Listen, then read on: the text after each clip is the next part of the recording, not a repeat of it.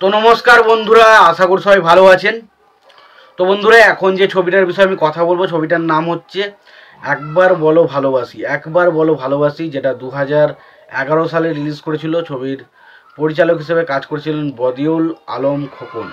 ছবিতে অভিনয় করেছেন সাকিব খান, অপু বিশ্বাস, তমা মির্জা, তারপর ধরুন মিশা সওদাগর, তারপরে কাজী হায়াত, সাদেক বাচ্চু সহ আরও অনেকে। তো এই সিনেমাটাকে নিয়ে স্পেশালি কথা বলবো। তো তার আগে প্রত্যেকটা বন্ধুকে অনুরোধ করে রাখবো, আপনারা চ্যানেলে নতুন হয়ে থাকলে অবশ্যই আপনারা চ্যানেলটা সাবস্ক্রাইব করে নেবেন। আর যদি আপনাদের ভিডিওটি ভালো লেগে থাকে অবশ্যই লাইক কমেন্ট শেয়ার করতে ভুলবেন না।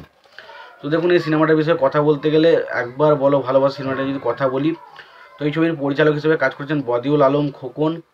ছবিটার গল্পের কাজ করেছেন কাসেম আলী দুলাল।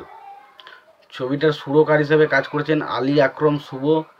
ছবিটার রান টাইম হচ্ছে 160 মিনিটের মতো। ছবিতে যদি অভিনয়ের কথা বলি, অভিনয় করেছে সাকিব খান, অপু বিশ্বাস, তমা মির্জা, মিশা সওদাগর, শিব সানু, কাজী হায়াত, সাদেক বাচ্চু সহ আরও অনেকে। এবার আসি সিনেমাটার মূল যে বিষয়টা।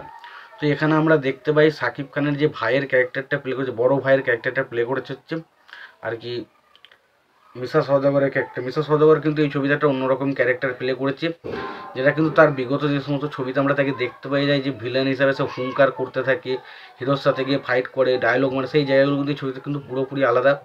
এখানে সেই সমস্ত জায়গা ছেড়ে দিয়ে কিন্তু এখানে একটা ভালো ক্যারেক্টার প্লে করেছে, যেখানে সে সাকিব খানের বড় ভাইয়ের ক্যারেক্টার প্লে করেছে। এবং বড় ভাই তার তার সাকিব খানের বড় ভাইকে তাদের পরিবারের সবাই সম্মান করে, এবং সে পরিবারের মেন হর্তাকর্তা বলা যায়। এবং তার সেই পরিবারে একটা মার্কা মারা ছেলে হচ্ছে সাকিব খান। সে তার ভাইকে খুব ভালোবাসে, বড় ভাইকে, তাকে, এবং তার পাশাপাশি সে কিন্তু বিভিন্ন মেয়েদের সাথে প্রেম করে বেড়ায়। এবং পরে সাকিব খান এবং অপু বিশ্বাসের এই ভালোবাসার সম্পর্ক নিয়ে তাদের মধ্যে একটা বিরোধ সৃষ্টি হয়। এবং পাশাপাশি কিছু ভিলেন রয়েছে যারা কিন্তু বারবারই মিশা সওদাগরের ক্যারেক্টারটাকে মারার চেষ্টা করে। কেন তারা মিশা সওদাগরের উপর অ্যাটাক করে এবং সাকিব খান এবং অপু বিশ্বাসের মধ্যে কেমিস্ট্রিটা কেন ভেঙে যায়, সেই সমস্ত জিনিস জানতে গেলে সিনেমাটাকে দেখতে হবে আপনাদের। সিনেমাটা যেটার নাম হচ্ছে অবশ্যই একবার বলো ভালোবাসি। তো এই সিনেমাটা যে বছর রিলিজ করেছিল 2011 সালে, সেই সময় যে সমস্ত ছবিগুলো রিলিজ করেছিল তার মধ্যে হায়েস্ট গ্রসার ছবি হয়েছিল এই ছবিটা, বলে রাখি। এবং এই ছবিতে আমরা অপু বিশ্বাস এবং সাকিব খানের মধ্যে যে কেমিস্ট্রিটুকু দেখতে পাই এটা খুব ভালো। পাশাপাশি মিশা সওদাগর এবং সাকিব খানের মধ্যে যে ভাইয়ের যে বন্ডিংটা আমরা দেখতে পাই, সেই বন্ডিংটা এখানে দারুণভাবে ছবির মধ্যে কিন্তু ফুটে উঠেছিল, সেটা কিন্তু দেখতে হেভি লাগে। এবং পাশাপাশি এখানে সাদেক বাচ্চু সেখানে মেন অ্যান্টাগনিস্টের ক্যারেক্টার প্লে করে, সেই জায়গাটা কিন্তু বেশ ভালো। ছবিতে গান, এই ছবির গান কিন্তু দুরন্তভাবে ওয়ার্ক করে, বিশেষ করে রোম্যান্টিক গানগুলো কিন্তু ছবিতে দারুণ লাগে।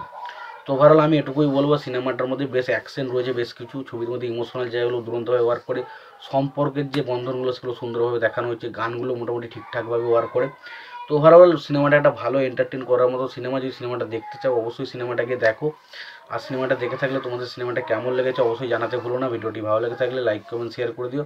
চ্যানেলটা নতুন হয়ে থাকলে অবশ্যই তোমরা চ্যানেলটা সাবস্ক্রাইব করে নিয়ে পাশে বেল আইকনটা অবশ্যই প্রেস করে দিও। ভালো লাগে, সুস্থ থেকো, দেখা হচ্ছে পরে ভিডিওতে।